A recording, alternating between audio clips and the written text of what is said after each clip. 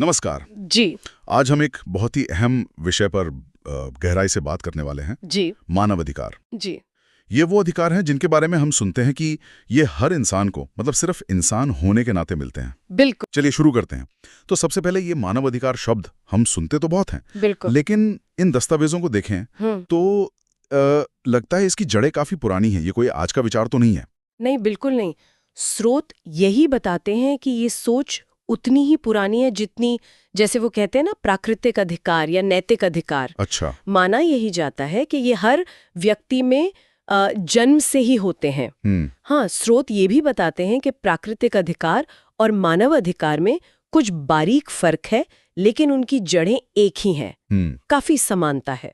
मानव अधिकार का दायरा शायद थोड़ा और बड़ा हो गया है। इसमें नागरिक अधिकार वगैरह भी आ जाते हैं। और एक जो मील का पत्थर था वो तो 10 दिसंबर 1948 था। हाँ, वो यूएन वाली घोषणा। जी।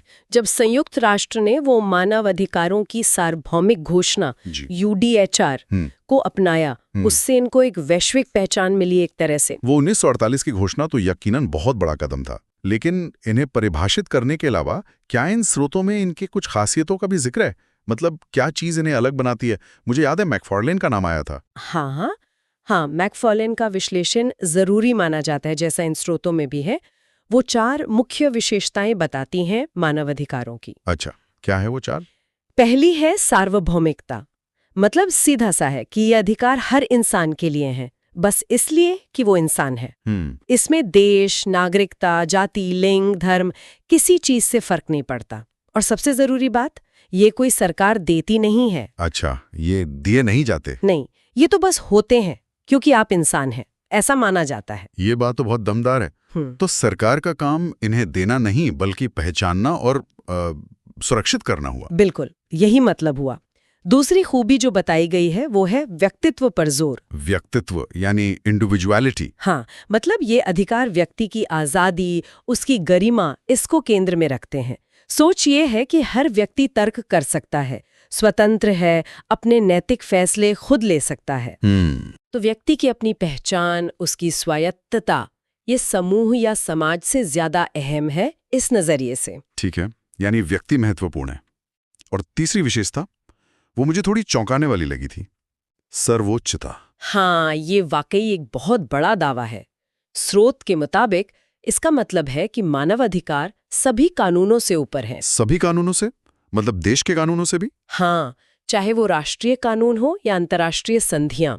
आइडिया ये है कि कोई संसद, कोई सरकार, कोई अदालत ऐसा कोई कानून या हुक्म नहीं बना सकती जो इन बुनियादी अधिकारों को छीनता हो या कम करता हो। बाप रे, ये तो बहुत बड़ी बात है। मतलब एक नैतिक पैमाना जो कानून से भी ऊपर है। जी, एक तरह से हाँ, लेकिन सवाल उठता है कि क्या ये सिर्फ ऊंची ऊंची बातें हैं? यही शायद चौथी विशेषता काम आती है। कौन सी? व्यावहारिकता। मैकफार्लेन इस पे जोर देती हैं, जैसा स्रोत बताते हैं, कि ये सिर्फ फिलॉसफी या नैतिकता की बातें नहीं है। गठन, इनके जरिए इन्हें लागू करना होगा, इनकी रक्षा करनी होगी, नहीं तो ये सिर्फ कागजी बातें रह जाएंगी। सही कहा। तो ये 4 बातें हो गई, सार्वभौमिकता, व्यक्तित्व, सर्वोच्चता और व्यवहारिकता। ये मिलकर एक तस्वीर बनाते हैं कि मानव अधिकार क्या हैं। पर इन दस्तावेजों में ये भी तो है कि आखिर इनकी जरूरत ही क्यों है? क्यों चाहिए हमें ये अधिकार? स्रोत इसे सीधे सीधे मानवीय गरिमा से जोड़ते हैं।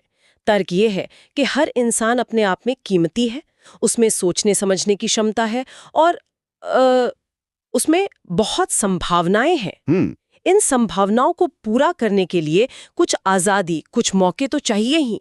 जैसे TH ग्रीन जैसे विचारकों का भी जिक्र है, जो कहते थे कि अधिकार जरूरी शर्तें हैं हमारे व्यक्तित्व के विकास के लिए। अच्छा। आप सोचिए ना, अगर हमें बोलने का, अपनी मर्जी का धर्म मानने का या बिना डरे जीने का हक ना हो तो जिंदगी कैसी होगी?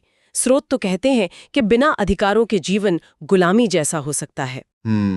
गुलामी जैसा? ये सिर्फ जिंदा रहने का मामला नहीं है, बल्कि एक इंसान की तरह सम्मान से, आजादी से जीने का मौका देते हैं ये अधिकार। और इसी बात से जुड़ी हुई राज्य या सरकार की भूमिका भी साफ होती है इन स्रोतों में। जी, ऐसा लगता है कि सरकारें इन अधिकारों को बनाती नहीं, बल्कि... बिल्कुल सही, उन्हें संरक्षक माना गया है, बनाने वाला नहीं। स्रोत साफ कहते हैं कि राज्य और सरकारें सिर्फ साधन है इन अधिकारों की रक्षा के लिए। साधन है, साध्य नहीं। जी, उनका असली काम है एक ऐसा माहौल बनाना जहां हर कोई बिना डर, बिना रुकावट अपने अधिकारों का इस्तेमाल कर सके, अपनी क्षमता को पा सके। ठीक है, तो हमने समझा कि मानवाधिकार क्या हैं, उनकी खासियतें क्या हैं और वे क्यों जरूरी हैं। लेकिन अब आते हैं उस मुद्दे पर जो शायद सबसे ज्यादा उलझा हुआ है और जिस पर इन दस्तावेजों में भी काफी बहस दिखती है। भूविक है, क्या ये दुनिया की हर संस्कृति, हर समाज में, हर जगह एक ही तरह से लागू होते हैं या होने चाहिए? यहीं से चीजें थोड़ी मुश्किल होती हैं। हाँ, ये तो मानव अधिकारों पर होने वाली बहस का एक तरह से केंद्र है। एक तरफ तो वो मजबूत विचार है जिसे यूएन और कई अंतर्राष्ट्रीय संधियां भी कहती हैं कि मानव अधिकार सार्वभौमिक हैं, होने ही चाहिए। तर्क क्या है इसके पीछे? तर्क सीधा है, क्योंकि ये इंसान होने के नाते मिलते हैं, तो फिर ये जगह, संस्कृति, धर्म, लिंग, इन सब चीजों के आधार पर अलग कैसे हो सकते हैं? वो 1948 की घोषणा का नाम ही सार्वभौमिक घोषणा है। इरादा तो यही था। लेकिन जैसा आपने कहा, ये विवाद है, तो जाहिर है इस दावे पर सवाल भी उठे होंगे। स्रोत किन आलोचनाओं की बात करते हैं? क्या सभी लोग इस विचार से सहमत हैं? नहीं, बिल्कुल नहीं। स्रोत कई अहम आलोचनाएं सामने रखते हैं। एक बड़ी आलोचना ये है, जैसा दस्तावेज बताते हैं, कि मानव अधिकारों की जो मौजूदा समझ है, खासकर जो पश्चिमी उदारवादी परंपरा से निकली है, हाँ। वो असल में एक खास संस्कृति और विचारधारा की उपज है। पश्चिमी उदारवादी विचारधारा, इसका क्या मतलब है? क्या कहते हैं आलोचक? आलोचकों का तर्क है कि ये विचारधारा व्यक्ति को उसके समाज या समुदाय से ज्यादा महत्व देती है। हाँ। व्यक्ति को एक अलग, स्वतंत्र इकाई मानती है। और ये अक्सर पूंजीवादी समाजों के मूल्यों को बढ़ावा देती है, जैसे निजी संपत्ति, खुला बाजार वगैरह। स्रोत बताते हैं कि मार्क्सवादी विचारक तो इसे सीधे सीधे बुर्जुआ विचारधारा कहते हैं। अच्छा, बुर्जुआ मतलब अमीरों के हक में? हाँ, कि ये अमीर वर्ग के हितों की रक्षा करती है, मजदूरों की नहीं। और चीन जैसे देश भी अक्सर इसे पश्चिमी पूंजीवादी सोच कहकर इसकी सार्वभौमिकता पर सवाल उठाते रहे हैं। तो ये एक तरह का सांस्कृतिक और राजनीतिक आरोप है कि ये विचार सबके लिए नहीं बल्कि एक खास तरह के समाज के लिए बना है। हाँ। क्या कोई और उदाहरण भी है स्रोत में? हाँ, एक और अहम नजरिया है कुछ इस्लामी देशों का। स्रोत बताते हैं कि वे मानव अधिकारों के महत्व को तो मानते हैं, पर उनकी व्याख्या और प्राथमिकताएं अपने धार्मिक कानूनों और सांस्कृतिक रिवाजों के हिसाब से तय करते हैं, जो शायद यूडीएचआर के कुछ प्रावधानों से थोड़ी अलग हो सकती हैं। अच्छा। इसी से जुड़ा एक दिलचस्प जिक्र स्रोत में मलेशिया के पूर्व प्रधानमंत्री महाथीर मोहम्मद का है। उन्होंने एशियाई मूल्यों की बात की थी। एशियाई मूल्य ये क्या थे? उनका कहना था कि एशियाई समाज में पारंपरिक रूप से परिवार, समुदाय के प्रति कर्तव्य, सामाजिक तालमेल, इन चीजों को व्यक्ति की निजी आजादी से ज्यादा महत्व दिया जाता है। अच्छा। जबकि पश्चिमी समाज व्यक्तिवाद, नागरिक अधिकार, राजनीतिक स्वतंत्रता पर ज्यादा जोर देता है। तो महाथीर का तर्क था कि मानव अधिकारों की पश्चिमी अवधारणा को वैसे का वैसा एशियाई समाजों पर नहीं थोपा जा सकता। ये तो मतलब संस्कृति के आधार पर अधिकारों की अलग व्याख्या हुई। लेकिन क्या महाथीर के इस एशियाई मूल्यों वाले तर्क को सबने मान लिया? नहीं, ऐसा नहीं है। स्रोत ये भी बताते हैं कि कई आलोचकों का मानना था कि महाथीर और कुछ दूसरे एशियाई नेता असल में एशियाई मूल्यों की आड़ में अपनी तानाशाही सरकारों पर उठने वाले सवालों से बच रहे थे। मतलब लोकतंत्र और मानवाधिकारों की मांग दबाने के लिए? हाँ, कि वो इसे एक बहाने की तरह इस्तेमाल कर रहे थे अपनी सत्ता बचाने के लिए। तो ये एशियाई मूल्य वाली बहस भी काफी विवादों में रही। तो ये मामला सिर्फ संस्कृति का नहीं, राजनीति का भी बन गया। इन स्रोतों में क्या और भी आलोचनात्मक नजरिए हैं जो इस सार्वभौमिकता के विचार को चुनौती देते हैं? हाँ, कई और भी हैं। स्रोत नारीवादी आलोचकों का जिक्र करते हैं, जैसे कैरल पेटमन। अच्छा, उनका क्या कहना है? उनका तर्क है कि पारंपरिक रूप से अधिकारों की जो भाषा है, जो सोच है, वो पुरुषों के अनुभवों को ध्यान में रखकर बनी है, खासकर सार्वजनिक जीवन के अनुभव।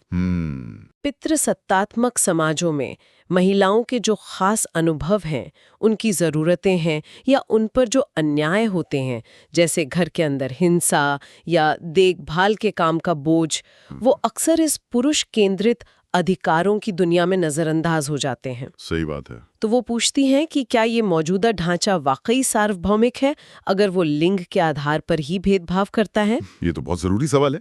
क्या सार्वभौमिकता का दावा लैंगिक समानता के बना हो सकता है? और क्या कोई और समूह भी इस पर सवाल उठाता है? फिर आते हैं बहुसंस्कृतिवादी विचारक, जैसे विल किमेल्का और भीखू पारेख का नाम स्रोत में है। हाँ, वे कहते हैं कि सिर्फ व्यक्तिगत अधिकारों की बात करना काफी नहीं है, खासकर ऐसे समाजों में जहां कई अलग-अलग संस्कृतियों के लोग रहते हैं। अल्पसंख्यक समूहों को, चाहे वो भाषा, धर्म या जाति के आधार पर हो, अपनी खास सांस्कृतिक पहचान, अपनी जीवन शैली बनाए रखने के लिए कुछ विशेष समूह अधिकारों की जरूरत हो सकती है। समूह अधिकार व्यक्तिगत अधिकारों से अलग। हाँ, ये विचार सीधे सीधे सार्वभौमिकता के उस सरल सिद्धांत को चुनौती देता है जो कहता है कि सबके लिए एक जैसे अधिकार होने चाहिए।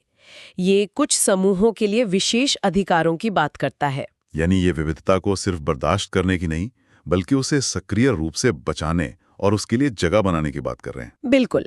और इसी से मिलता जुलता एक और नजरिया है समुदायवादियों का। स्रोत बताते हैं कि ये विचारक उदारवाद के बहुत ज्यादा व्यक्तिवाद की आलोचना करते हैं। समुदायवादी? हाँ, उनका मानना है कि व्यक्ति अकेला नहीं जीता। उसकी पहचान, उसके मूल्य, उसकी नैतिकता, ये सब उसके समुदाय से जुड़े होते हैं। तो अगर हम सिर्फ व्यक्ति के अधिकारों पर ही सारा जोर देंगे तो समाज का ताना बाना कमजोर हो सकता है, साझा मूल्य खत्म हो सकते हैं। वे कई बार व्यक्ति के अधिकारों पर समुदाय के भले को प्राथमिकता देने की बात करते हैं, जो फिर से अधिकारों की उस सार्वभौम व्यक्ति केंद्रित सोच से अलग है। तो हमने देखा कि ये सार्वभौमिकता का विचार जो सुनने में इतना सीधा और अच्छा लगता है, उस पर कितने अलग-अलग तरफ से सवाल उठे हैं। पश्चिमी दबदबे का आरोप, सांस्कृतिक अंतर का मुद्दा, लैंगिक समानता की कमी, अल्पसंख्यकों की जरूरतें और समुदाय बनाम व्यक्ति की बहस। इतनी सारी उलझना को देखते हुए ये दस्तावेज आखिर किस नतीजे पर पहुंचते हैं?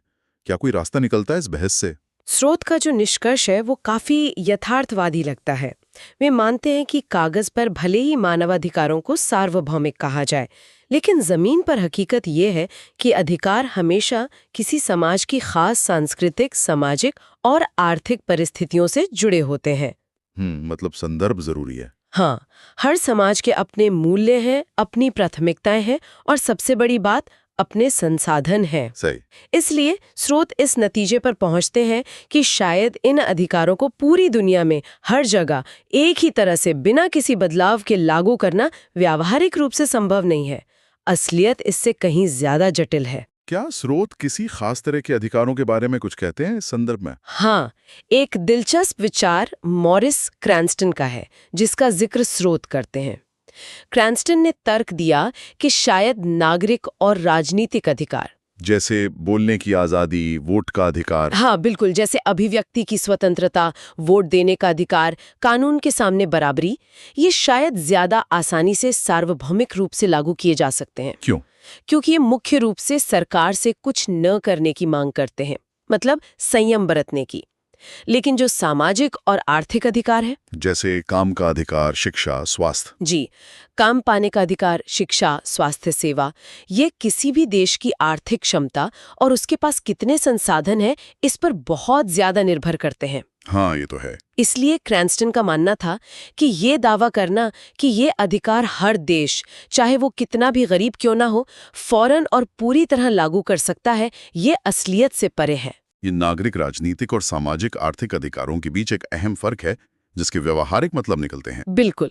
और स्रोत ये भी साफ करते हैं कि जो विचारक सांस्कृतिक सापेक्षतावाद का समर्थन करते हैं, यानी जो मानते हैं कि सही गलत, नैतिकता, ये सब संस्कृति पर निर्भर करता है, वो तो जाहिर तौर पर मानवाधिकारों की सार्वभौमिकता के विचार के विरोधी होते हैं। उनके लिए अधिकार स्थानीय संदर्भ में ही मायने रखते हैं, बाहर से थोपे नहीं जा सकते। तो आज की इस चर्चा में हमने मानव अधिकारों के कई पहलुओं को समझा, उनकी परिभाषा, प्राकृतिक अधिकारों से उनका क्या लेना देना है, और मैकफार्लेन की बताए वो 4 खास बातें: सार्वभौमिकता, व्यक्तित्व, सर्वोच्चता और व्यवहारिकता। हाँ, और उनकी जरूरत क्यों है। हाँ, और ये भी जाना कि मानवीय गरिमा और व्यक्ति के विकास के लिए ये क्यों जरूरी माने जाते हैं। और सबसे अहम, हमने उस जटिल बहस को देखा जो उनकी सार्वभौमिकता के आसपास है, जिसमें पश्चिमी प्रभुत्व, एशियाई मूल्य, जी,